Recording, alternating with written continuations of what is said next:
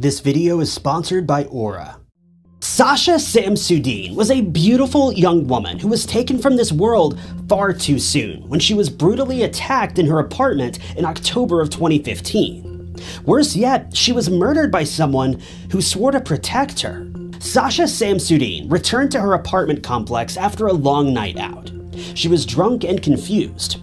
In her altered state, she was unable to fend off her attacker, leaving her vulnerable to someone that she'd previously trusted with her life. The attack began and ended in under an hour, but the pain and heartache that was caused by this monster will last for years.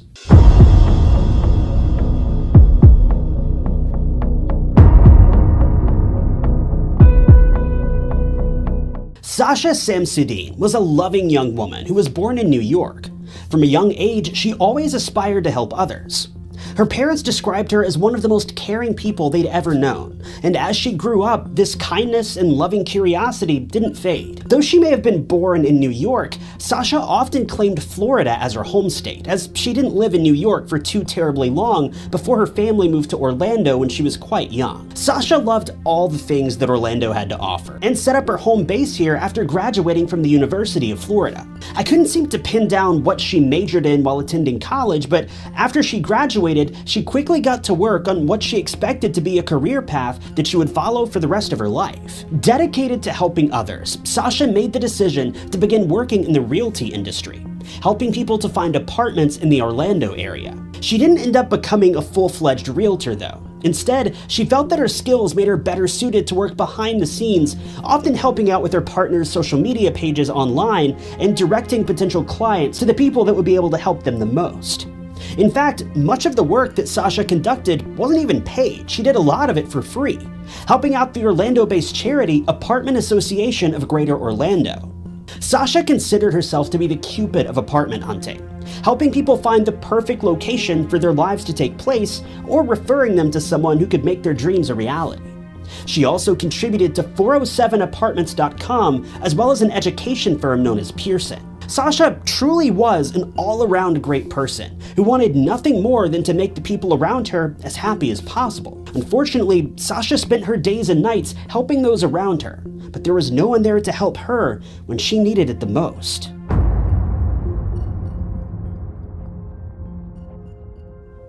By 2015, Sasha had moved to her permanent home, located in the Uptown Place condominiums. These condos were truly exceptional. I'll admit, I haven't seen many condos or apartments in my life. I'm not interested in living quite so close to other people, but Sasha's condos were absolutely incredible. The building appears to have been a 5-story complex with a 6th-floor balcony that would overlook the common area that was decorated with giant palm trees and a stunning swimming pool that was free to use for all of the residents there. The place was built like something out of a fairy tale storybook, and to top this off, the building was outfitted with state-of-the-art security systems on every floor, every window, and every doorway. This place was locked down like Fort Knox, being covered in 24/7 surveillance cameras. The building even had its own security team who monitored the complex all hours of the day, with each door having a unique key code or key card that could only be accessed by authorized personnel. But even the most advanced security systems have their flaws. I've personally been the victim of theft more than once in my life after my information was stolen by online hackers. Several of my family members have been in the same boat, but things don't have to be this way. For today's video, I teamed up with Aura, an industry leader in cybersecurity. Americans lose more than $56 billion per year to identity theft, and someone becomes a victim of identity theft every 14 seconds, with more than 33% of Americans having their identity stolen at some point in their lives. And if you're active on social media, you're at least 30% more likely to have your identity stolen. With Aura, you can put a stop to this, or at the very least, catch the thieves the moment they begin their crimes. Aura offers a whole life security suite to make sure you're protected no matter what you're doing or where you are. They can help monitor your financial records and verify any suspicious activity with you. And they also offer full-fledged identity theft protection with a $1 million insurance policy if your ID ever gets stolen while it's under Aura's supervision. To top this off, they even offer antivirus and VPN access for members, meaning your internet activity will be virtually invisible to potential hackers. But to top all of this off, I'm sure all of us are sick of getting those fake calls or robocalls on our cell phones, and Aura can help remediate this too with their new robocall protection program. Aura is a service that my family and I personally use, and I'd love for you guys to check it out as well. You can use the link in the description or scan the QR code on the screen to get set up with a 14-day free trial, just to let you see all the bells and whistles that Aura can offer.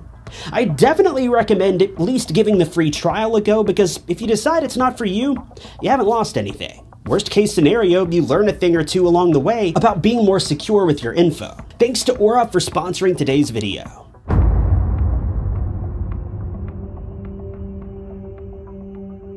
It was October 17th, 2015. Sasha had been spending the evening out with her group of friends, as she often did on the weekends. On this particular weekend, the group had been drinking at an Orlando bar known as the Attic Nightclub. At some point during the evening, Sasha had made plans with one of her friends, Anthony Roper, to meet up the following morning for breakfast. The two had known each other for quite a while, so Anthony thought it was very unusual when Sasha didn't make it to their breakfast spot the following morning. Sasha was known for being super active on social media. After all, it was her job to be active online, as she would need to be in constant contact with her clients. But since the evening of the 17th, her online accounts have been whisper silent, and no one was able to get in touch with her. In fact, several of her friends mentioned unseen texts, calls, and instant messages with Sasha that day. It was later that day that Anthony and a couple of friends decided that they needed to go to Sasha's apartment and make sure that she was okay. After all, they'd been out quite late the evening before, so they were worried that she might have gotten sick somehow and wasn't able to get to her phone. When they arrived at her condo, things got even worse. As they passed by Sasha's car, they noticed that a gift had been left in the passenger seat. Sasha had mentioned this gift the day before and talked about how she needed to drop it off at a baby shower that day. By the time the friends had arrived, the baby shower had already come and gone. But for some strange reason, Sasha never attended the shower. The friends made their way into the condo and proceeded to head towards Sasha's apartment. They knocked on her door, but she never answered. After trying a few more times and still getting no response, Anthony decided it was time to call the police. Police officers arrived a short while later and made their way into Sasha's apartment. As soon as they stepped through the door, the officers were choked by an incredibly strong bleach odor. Luckily, her friends were not permitted to enter the apartment because moments later, the officers encountered a chilling crime scene.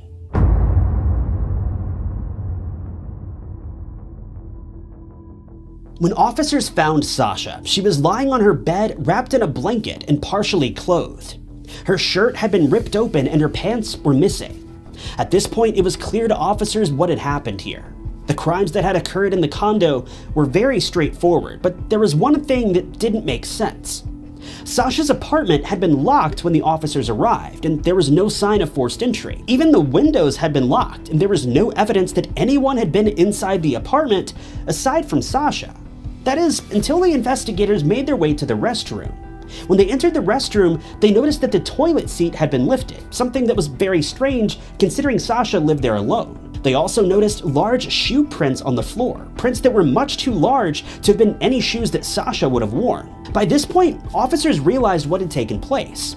Somehow, a male had gotten into Sasha's condo that day, taken advantage of her, murdered her, then attempted to clean the crime scene with bleach, as was evidenced by the nauseating odor that remained in the condo. Fortunately for police, the suspect did a terrible job cleaning things up and left behind mountains of evidence for them to collect. For starters, the criminal had left the bathroom toilet seat up and left fingerprints under the lid. The shoe prints were also documented and taken as evidence. Sasha's body was soon taken to the coroner's office for a forensic analysis, with the coroner being able to find trace amounts of male DNA all over her body. The investigation also proved that Sasha had been severely beaten and was ultimately strangled before the criminal left the apartment. When police began investigating the crime, the first place they turned was to the security team who monitored the building. From here, they immediately ran into problems. The security footage from that night wasn't readily available, so they weren't able to review who had last been seen with Sasha. They were able to find out which security guard had been on duty that night, but he wasn't much help with the investigation. They questioned Stephen Duxbury, who'd been tasked with monitoring everyone entering and exiting the building that evening. Stephen reported that he hadn't seen anything unusual that night, nor did he allow anyone in or out that evening without an ID, except for Sasha. Police were able to backtrack Sasha's steps that evening and realized that she'd been picked up by two young women late that night or early that morning. The two women had been riding in an Uber when they passed by Sasha as she was walking down the street, clearly drunk and in need of some help. They asked Sasha if she wanted a ride, and they more or less wouldn't take no for an answer. Sasha got into the car with them, and they rode with her to her condo, letting her out at the entrance when they noticed that a security guard was stationed by the door. They assumed the guard would take care of her and left immediately afterward. The only problem was that this guard had strict orders from his boss. No one enters or exits the building without an ID or a key card. Sasha had lost both of these that night and was left helpless outside of her apartment. While it seems that the guard likely recognized Sasha, he had to follow orders, meaning Sasha was locked out of the building. Luckily for her, she managed to get a quick break later that night when a man entered the building with his key card and Sasha snuck in behind him. When police began digging deeper into her murder, they initially suspected that the man who she had snuck in with that evening may have had something to do with her death. They were able to quickly rule the man out after he provided his DNA to investigators. He revealed that Sasha was incredibly drunk that night, but he didn't think that she'd have any trouble getting home, so he didn't pay her much mind. But from here, police began to uncover some chilling details about the night of the murder. One of Sasha's upstairs neighbors reported seeing Sasha that evening. The neighbor said that they'd noticed Sasha was being followed by the on-duty security guard. The neighbor felt like the guard was being a bit suspicious, but it was the guard's job to make sure that all the residents were safe, so he assumed most likely that he was just making sure that she made it into her apartment safely. When the guard, Stephen Duxbury, spoke with police later on, he admitted that he had seen Sasha inside the building that night, but that he last had contact with her when he noticed her fumbling with her door code outside of her condo's entrance. But investigators soon learned there was far more to this story than they could have imagined.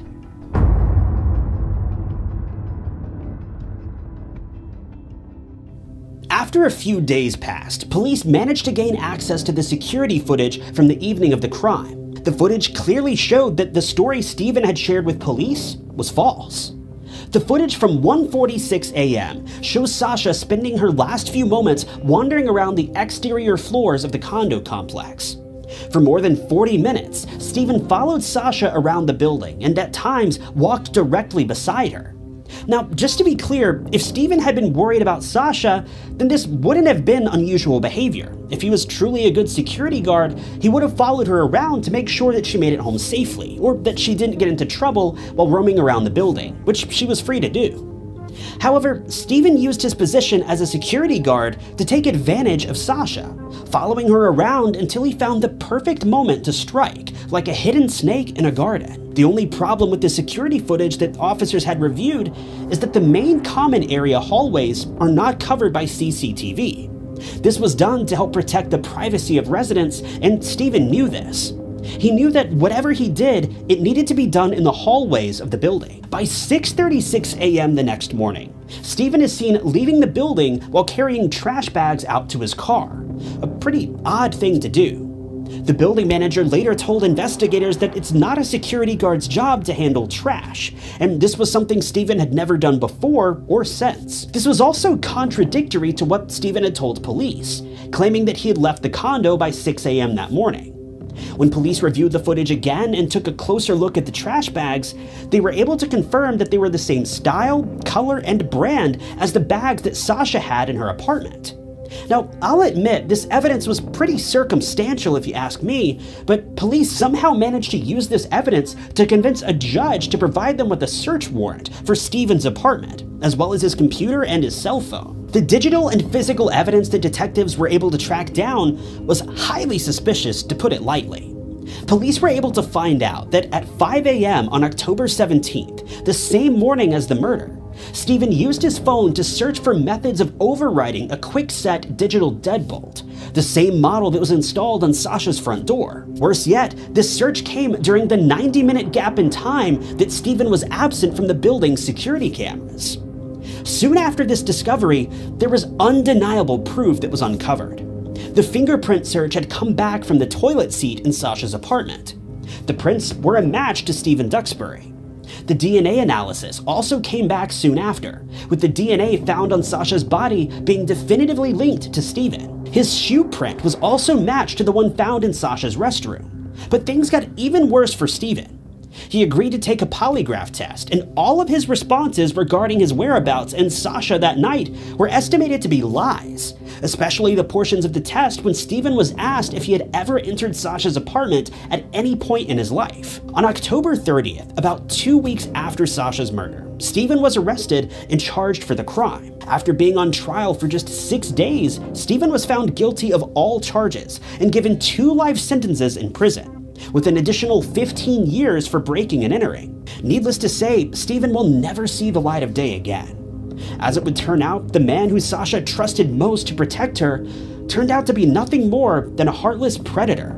The only mystery that remains in this case is that officers still have no idea how Steven managed to get into Sasha's apartment without leaving behind any signs of forced entry. It's assumed that he must have found something online that allowed him to hack into Sasha's digital door lock, but we don't know for sure, and the lock didn't appear to have been tampered with in any way. If this is truly what happened, then this information needs to be made public so that lock manufacturers can correct this defect and people can change their locks, because if you ask me, every tenant in the Uptown Place condominiums is still at serious risk.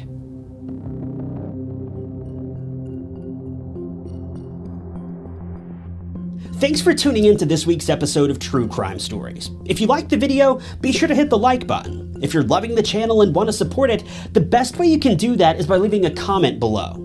It lets YouTube know that you like these videos and that people with a similar interest might like them as well. If you'd like to pitch in financially, you can hit that blue join button below the video, or support my work on Patreon. Also, remember to check out Aura for your free 2-week trial of a whole life security suite. The link will be in the description below. But with that, my name is Ty Knotts, and I'll catch you guys in the next video.